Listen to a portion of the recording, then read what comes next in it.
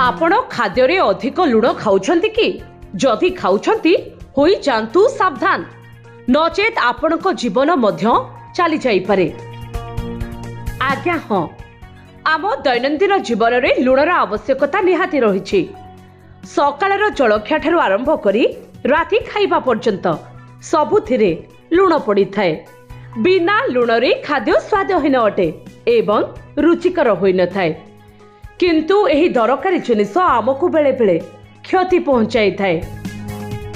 सतर्कतार सहित एहार व्यवहार न कले आपण असुविधारे पड़ी पारंती।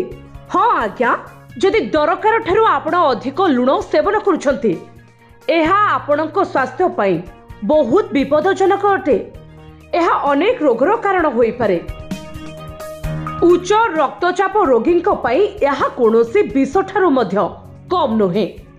अधिक लुण खाइबा द्वारा हार्टस्ट्रोक हेबार आशंका मध्य रही। तेबे विश्व स्वास्थ्य संगठन अनुसार गोटे दिन में मात्र 5 ग्राम लुण खाइबा उचित।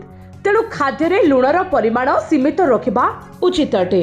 तेणु लुण कम खांतु, निजकु एवं निज परिवार को सुस्थ रखंतु। ब्यूरो रिपोर्ट, जे न्यूज।